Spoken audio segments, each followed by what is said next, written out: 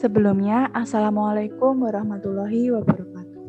Perkenalkan, nama saya Afifah Gita Ramadhani dengan NIM 022, berasal dari jurusan Analis Kesehatan, Prodi Sarjana Terapan Teknologi Laboratorium Medik, Politeknik Kesehatan Kemenkes Semarang. Di sini saya akan menjelaskan mengenai POEBI atau Pedoman Umum Ejaan Bahasa Indonesia. POEBI ini merupakan penyempurnaan dari PUED yang ditandatangani langsung oleh Menteri Pendidikan dan Kebudayaan pada tahun 2016, yaitu Bapak Anies Baswedan. Dalam POEBI terdapat 3 poin utama. Yang pertama adalah pemakaian huruf, yang kedua penulisan kata, dan yang ketiga pemakaian tanda baca. Untuk yang pertama adalah pemakaian huruf. Secara garis besar, huruf dibagi menjadi 8. Yang pertama adalah huruf abjad. Huruf abjad ini merupakan huruf alfabet yang berjumlah 26 huruf dari A hingga Z. Yang kedua adalah huruf vokal. Huruf vokal ini adalah huruf yang bisa dilafalkan. Ada 5 jenis, yaitu A, I, U, E, O. Yang ketiga adalah huruf konsonan. Kebalikan dari huruf vokal. Huruf konsonan adalah huruf mati yang tidak bisa dilafalkan. Terdapat 21 huruf dari B hingga Z. Yang keempat adalah huruf diftong, merupakan gabungan dari huruf vokal. Ada 4, yaitu AI, AU, EI, dan OI. Gabungan dari huruf konsonan yang selanjutnya yaitu ada KH, NG, NY, dan Z. Yang selanjutnya ada huruf kapital, huruf miring, dan huruf tebal yang masing-masing penggunaannya telah diatur dalam POEBI. Untuk yang pertama adalah huruf kapital. Fungsinya sebagai huruf pertama. Yang pertama sebagai huruf pertama dalam awal kalimat. Jadi dalam penulisan suatu kalimat wajib menggunakan huruf pertama dengan huruf kapital. Yang kedua, penulisan huruf pertama dalam unsur nama orang termasuk julukan.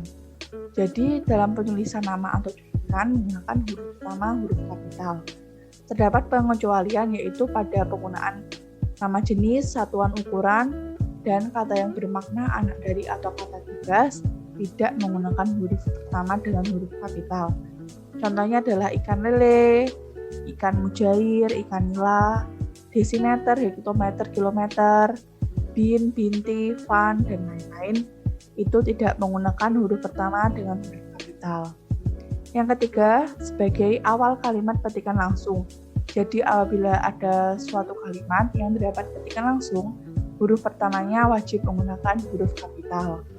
Yang keempat, dalam penulisan nama agama, kitab suci, Tuhan, nama sebutan Tuhan, dan kata ganti Tuhan digunakan huruf kapital. Contohnya adalah Islam, Hindu, Kristen.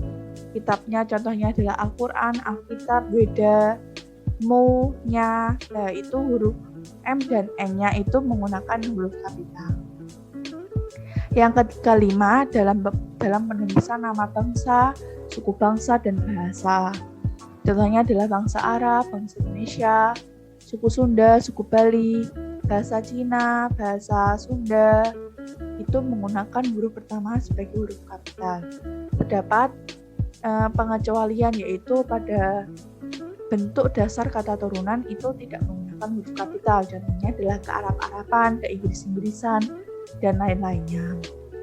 Yang keenam, sebagai huruf pertama dalam penulisan unsur nama gelar kehormatan, keturunan, keagamaan, akademik, dan gelar akademik yang diikuti nama orang.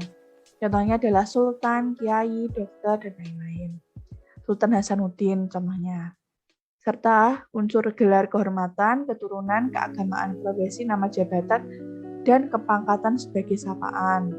Contohnya yang mulia, kiai, haji, dan lain-lain. Yang ketujuh, yaitu digunakan pada huruf pertama unsur nama jabatan dan pangkat yang diikuti nama orang atau nama orang, instansi, dan tempat. Contohnya adalah Wakil Presiden, Adam Malik, Gubernur Jawa Tengah, dan lain-lain. Yang kedelapan, sebagai huruf pertama dalam penulisan nama tahun, bulan, hari, hari besar, hari raya, dan nama peristiwa sejarah. Contohnya adalah tahun Masehi. Penggunaan huruf M pada Masehi itu menggunakan huruf kapital. Bulan Desember, D-nya menggunakan huruf kapital. Hari Senin, S-nya menggunakan huruf kapital. Hari Natal, N-nya menggunakan huruf kapital. Proklamasi kemerdekaan, T-nya menggunakan huruf kapital. Dan contoh-contoh yang lain. Yang ke-9 adalah nama geografi yang merupakan nama diri dan bukan nama jenis. Contohnya adalah Gunung Merapi, Sungai Musi, Danau Toba, dan lain sebagainya. Yang ke-10, semua kata dalam nama negara, lembaga, badan organisasi, atau dokumen, kecuali kata tugas. Contohnya adalah Majelis Permusyawaratan Rakyat, dan lain-lain. Yang ke-11, sebagai huruf pertama dalam setiap kata di dalam judul buku, karangan, artikel makalah, nama majalah, dan surat kabar kecuali nama tugas. Jadi dalam penulisan judul itu menggunakan huruf kapital kecuali nama tugas. Yang ke-12 digunakan sebagai huruf pertama unsur singkatan, nama gelar, pangkat, atau sapaan. Contohnya S.H, S.KM, yaitu menggunakan huruf kapital dalam penulisannya. Yang ke-13 yaitu digunakan dalam huruf pertama kata penghubungan kekerabatan dan kata atau ungkapan lain untuk penyapaan atau pengajuan. Contohnya dalam kalimat mau kemana Bu? Lah itu B-nya menggunakan huruf kapital, akan tetapi pada kalimat aku pergi bersama Bapak itu B-nya tidak menggunakan huruf kapital karena bukan merupakan suatu pengajuan. Selanjutnya ada tambahan yaitu Anda. Anda itu menggunakan huruf kapital pada huruf A pertamanya. Yang selanjutnya adalah huruf miring. Peraturan dalam penggunaan huruf miring yang pertama digunakan dalam judul buku, nama majalah, dan nama surat kabar yang dikutip dalam tulisan pada daftar pustaka. Jadi pada daftar pustaka tersebut ada aturan-aturan yang harus menggunakan huruf miring dalam penulisan sumbernya yang dikutip. Yang kedua, untuk menegaskan atau mengkhususkan huruf, bagian kata, atau kelompok kata dalam kalimat. Jadi, dalam penulisan suatu kalimat ada suatu penegasan atau pengkhususan dapat menggunakan huruf miring. Yang ketiga, dalam penulisan kata atau ungkapan dalam bahasa daerah atau bahasa asing selain bahasa Indonesia yang baik dan benar. Jadi, apabila kita menggunakan bahasa daerah, bahasa asing, atau bahasa yang tidak baku atau bahasa Indonesia yang tidak baik dan benar itu dapat menggunakan huruf miring. Selanjutnya adalah huruf tebal. Peraturan penggunaan huruf tebal yang pertama yaitu untuk menegaskan bagian tulisan yang sudah ditulis miring. Jadi pada suatu kalimat ada suatu penegasan yaitu digunakan huruf miring, tetapi dalam huruf miring itu ada penegasan lagi, jadi ditulis dengan huruf tebal. Yang kedua, untuk menegaskan bagian karangan seperti judul, bab, buku, atau subbab. Jadi dalam penulisan judul itu dapat ditegaskan menggunakan huruf tebal. Yang kedua adalah penulisan kata.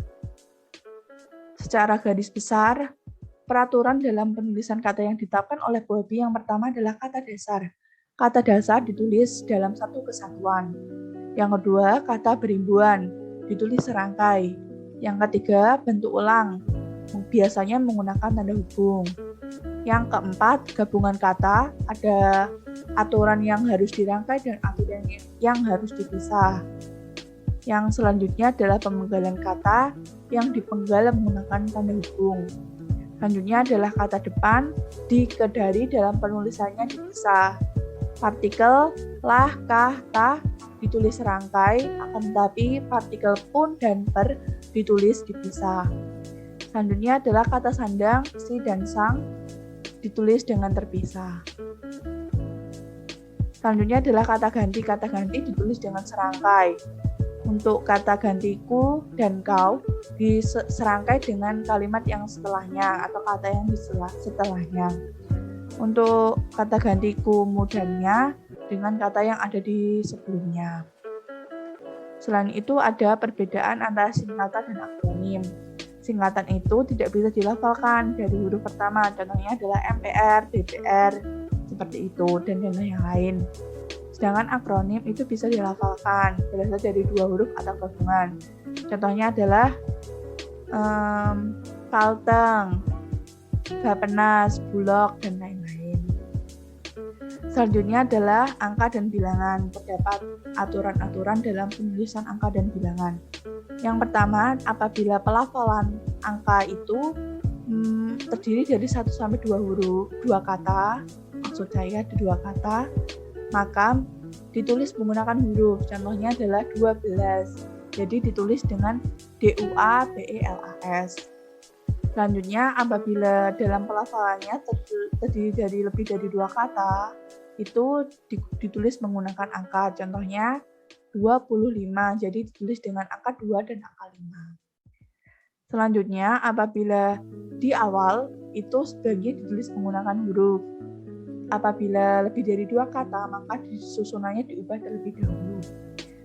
Yang ketiga, apabila ada jutaan, miliaran, dan triliunan menggunakan huruf dan angka. Contohnya adalah 25 juta. Jadi angka 2 dan angka 5 ditambahkan dengan kata JUTA. Dalam penulisan Romawi itu tanpa tanda hubung dan ke. Contohnya adalah abad XX. Pada huruf Arab, pada angka Arab itu menggunakan tanda hubung dan ke. Contohnya abad ke tanda hubung 20. Selanjutnya adalah pemakaian tanda baca.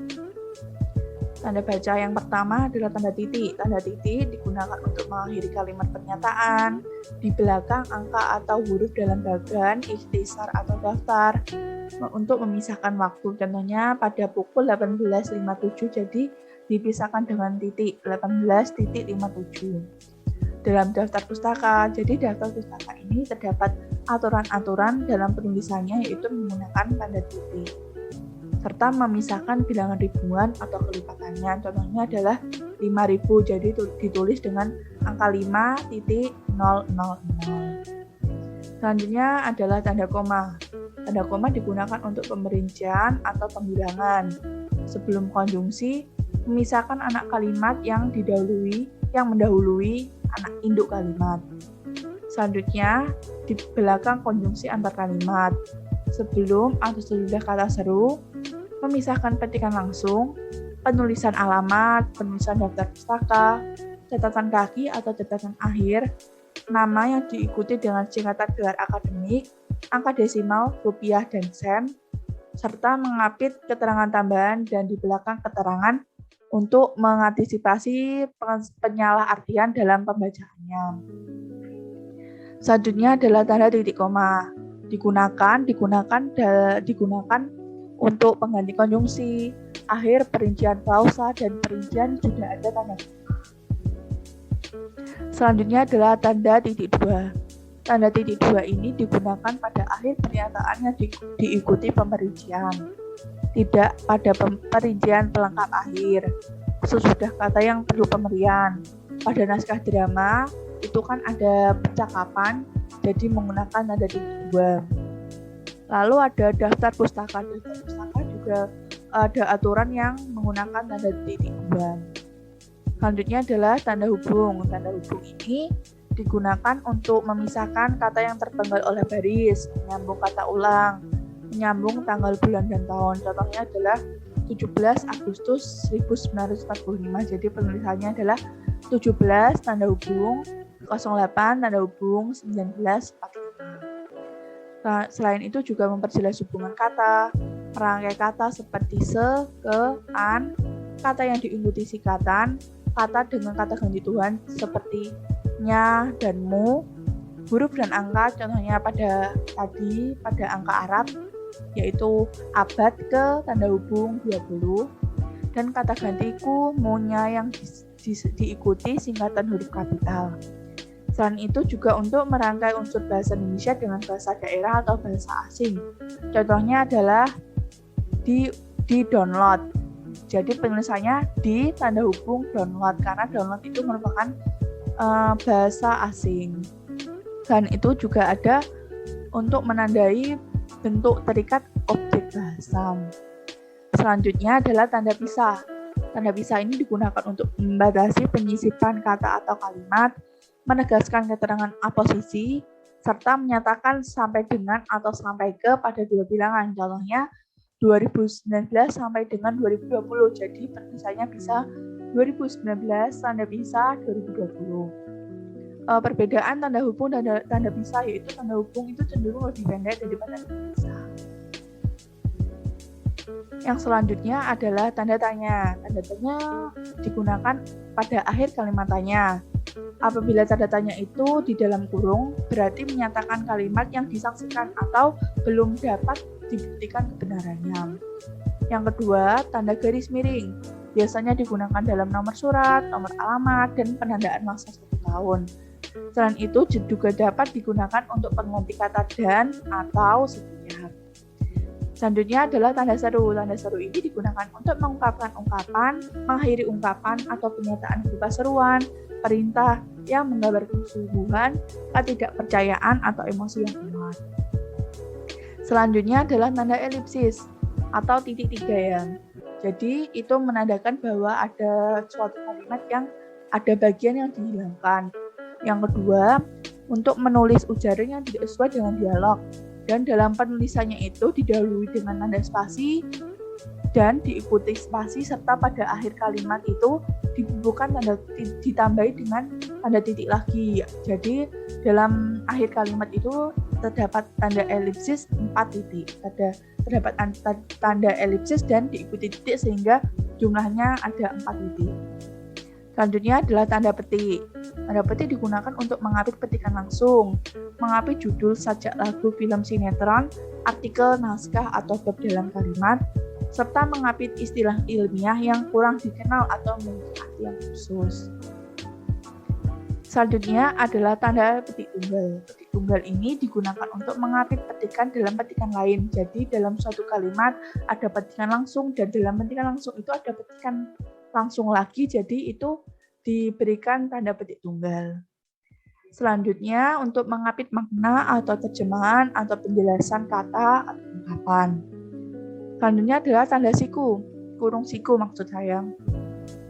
Fungsinya untuk mengapit huruf, kata atau kelompok kata sebagai koreksi atau tambahan, kesalahan atau kekurangan dalam naskah yang ditulis oleh orang lain. Yang kedua, untuk mengapit keterangan dalam kalimat penjelas yang terdapat dalam tanda kurung. Selanjutnya ada tanda penyingkat atau apostrof.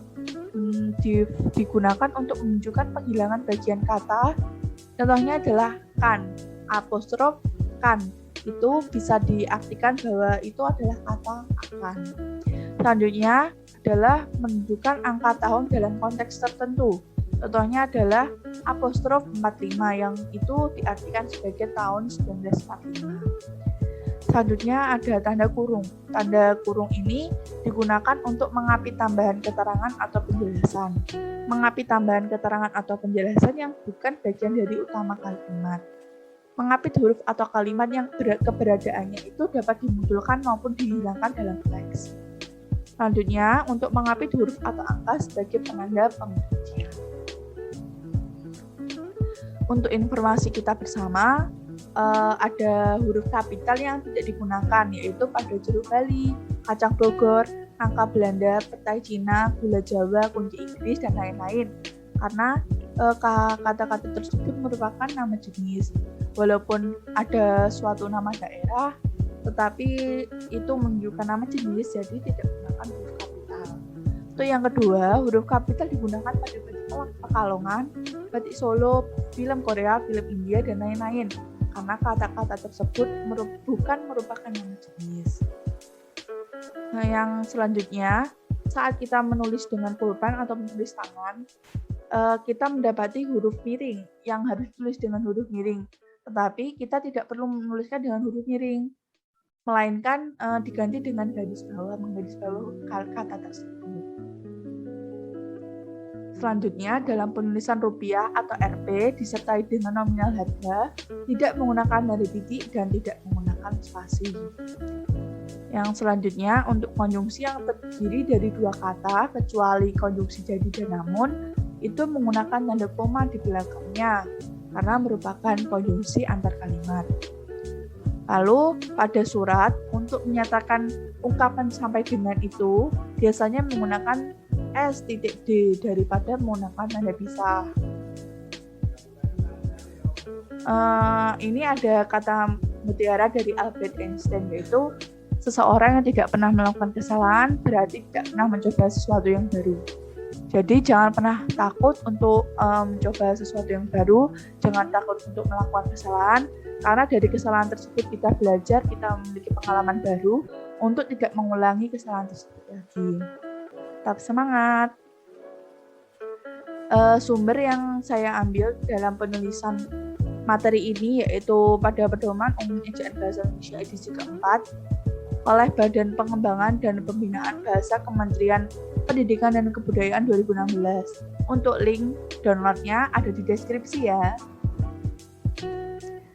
Mungkin sekian yang dapat saya sampaikan. Apabila ada kesalahan saya mohon maaf. Terima kasih atas penjelasan, atas perhatiannya. Terima kasih atas perhatiannya. Jangan lupa untuk like, comment, dan share. Jangan lupa subscribe juga, karena subscribe itu gratis. Terima kasih. Wassalamualaikum warahmatullahi wabarakatuh. See you.